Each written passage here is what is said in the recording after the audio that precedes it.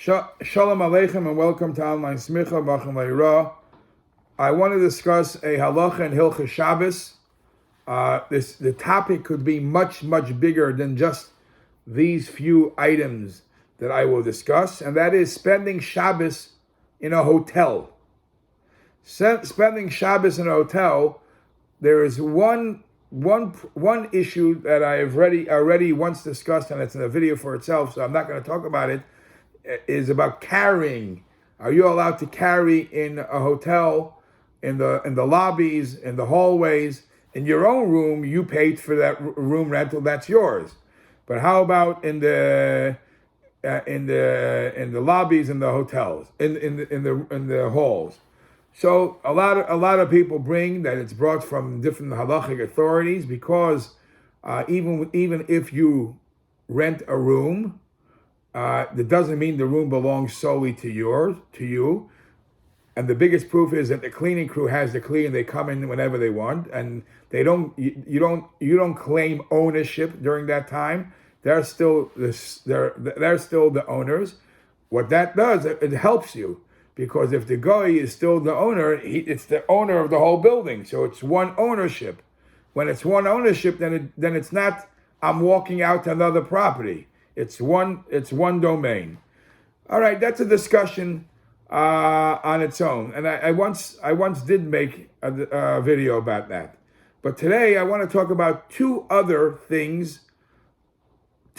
issues that come up when you're dealing with Shabbos and a hotel, and specifically relevant to the halachas that we are learning. Now, again, this has nothing to do to the sliding doors, to the electric doors, to the combinations of the codes of how you get in. Those are all, even there's a discussion even going to the bathroom, because a lot of these public bathrooms have a sensor eye that if you just walk off from it, the water starts flushing. Are you allowed to do that? And they say actually a funny story of a Litvish Rosh Yeshiva, that when he realized that there was a problem like that, so he stayed in the bathroom all day, all Shabbos, because he realized that if he was going to walk out, it's going to cause the machine to work. But that is for another time. What two questions come up when we learn these simanim that we spent time learning in Hilchos Shabbos? Number one is relevant to Siman Shin Vav. In Siman Shin Vav, we talk about Schar Shabbos. So if you are renting a room for a week, so you're paying per week. But if you're going strictly for the weekend, over the weekend, or maybe not even the full weekend, you're checking in a couple of minutes before Shabbos, and you're leaving right after Shabbos, you're paying for a service on Shabbos. Schar Shabbos. So are you allowed to rent a room just to be a room or a hotel room or a villa, whatever, just to spend Shabbos there? And once you're discussing this, the same question could possibly be renting a car for over the weekend. If you're renting a car, why would you rent a car over the weekend if you can't drive on Shabbos anyway? I mean, but it goes for the day, right? That is one item I want to discuss in a hotel. And the second item I want to discuss is connected to another siman that we learned, siman Reish Samach Gimel, and that is okay. It's Friday, right before Shabbos. You have to do lichbenchen. What's the proper way to do lichbenchen in a hotel? For two questions. Question number one is, the hotel really needs my light? It's ballroom or the common area is lit up. What do they need my light? And does it make a difference if it's a family going to a hotel or it's a boys' convention? Let's say it's a Hasidim convention and only the men are showing up. Does every man have to light the Shabbos candle? And by the women, does every woman have to light the Shabbos candle, or perhaps there is a difference between these two halachas? So the first question, could you rent a room just for Shabbos, because you're paying for the room rental for the Shabbos day. Is that something that's an issue? So, in Siman Shin Vav, it's brought that the Magen Avram says, Hamaskir cheder lechaveroi lechodesh.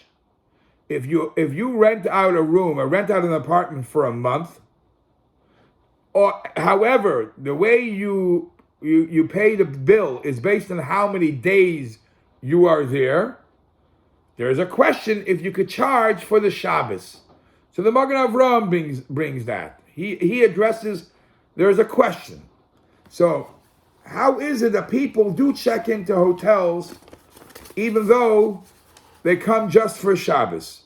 So let me give you some of the reasons why they allow them. What's the heter? Number one, when you are, sometimes when you very seldom, you're just staying there for the Shabbos. A lot of times you check in for over the weekend. You're checking in Friday, Shabbos, Sunday. That right away is a loophole. Because when you check in Friday, Shabbos, Sunday, it becomes that Shabbos is, the schar of Shabbos is behavla, is a weekend deal. It's not Shabbos by itself. And this is a beautiful chap. This is brought in the Ketzois HaShulchan.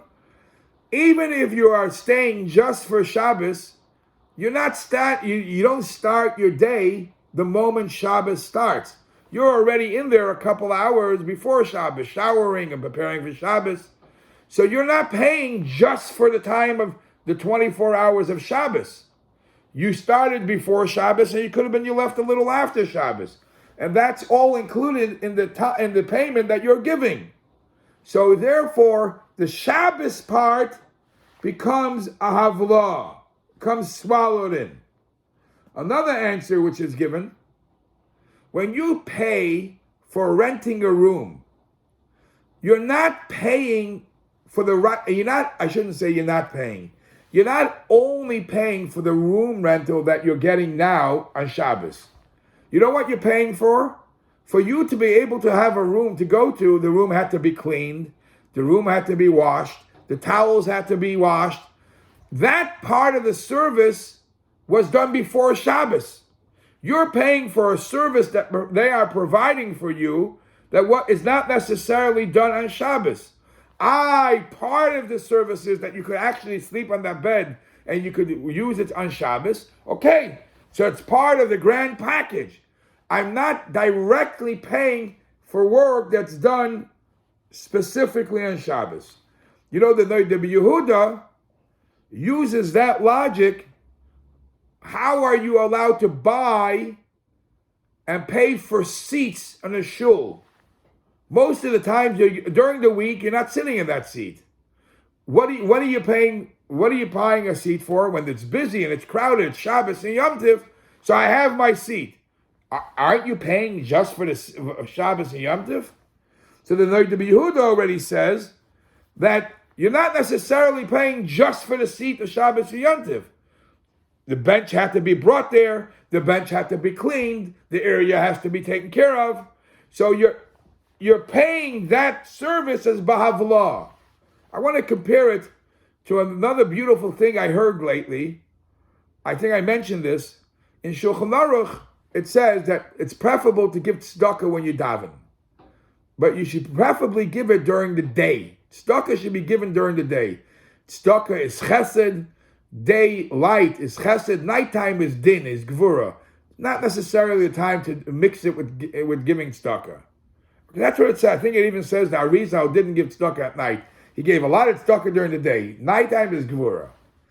So I heard of a person accompanying a Rosh Yeshiva, and they were walking into a shul or a yeshiva at nighttime, and the Rosh Yeshiva opens his jacket and takes out a stack of bills or whatever and puts it into the pushka.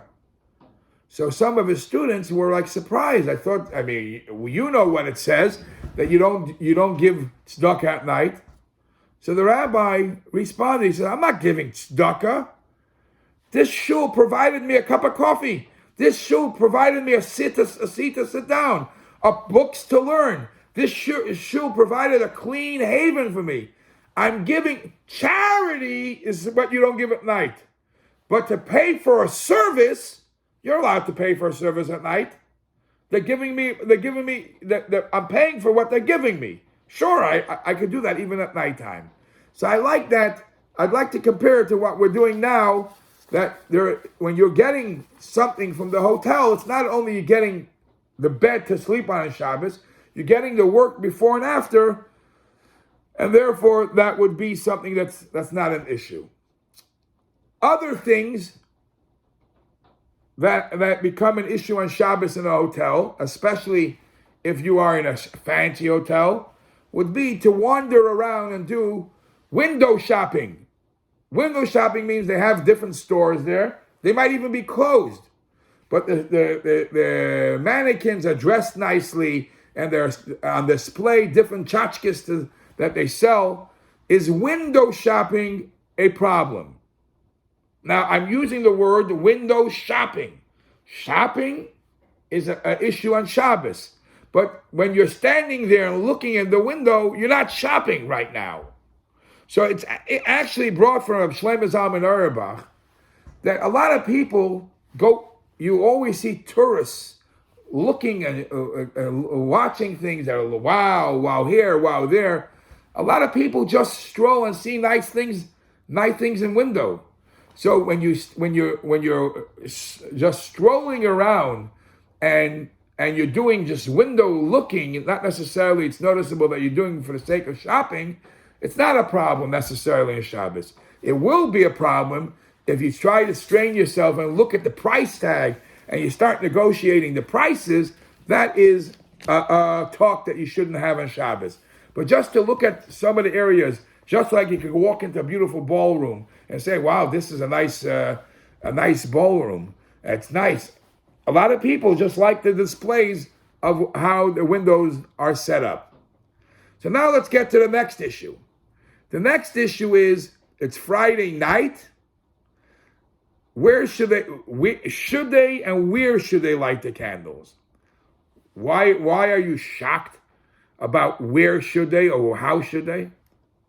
The answer is like this. There's two problems when there is a convention or a simcha and there's 20, 30, 50 families there. There is a limit. What is the limit? There are in Shulchan Aruch, it's brought different reasons why we have to light the Shabbos candle. Einig Shabbos. Einig Shabbos means when you're sitting in a dark room, the meal is depressing.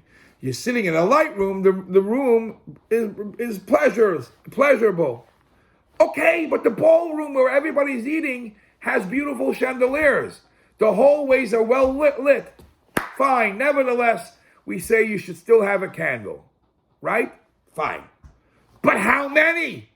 If there's 50 families, does every family have to light a separate candle? So in our Shulchan Aruch and Siman Reish Samach Gimel, when we were learning Hilchas Adlakas Neiros, the Alter Rebbe in Sif Yud, and also in the big Shulchan Aruch in Sif Beis, discuss if there's more than one family eating together, does everybody have to light the candle? It could very well be that extra candles, extra light is a bracha levatala. There's no big deal to make a candle. Okay, it's before Shabbos. The problem is that you're making a bracha. And if it's not needed, you might be a bracha levatala. So in the big Shulchan Aruch, it actually says if there's 2, 3 families together, one opinion holds that everybody should still make their own benching, licht benching, and make a bracha. Others challenge it. And the Shulchan Aruch goes on to say, Nachon lizor b'safik brachas. Because it's a safik bracha, it's best to stay away, and only one person should make a bracha. You want to light candles? Fine. It's emotional to you that everybody's like, fine. But a bracha, only one.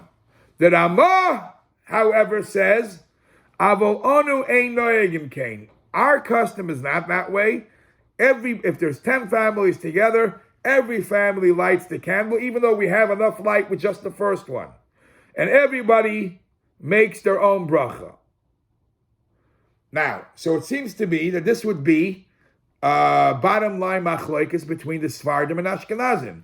Those who follow the Mechaber would, if there's a group Shabbaton, there would only be one person making a bracha, one candle, or 5 candles.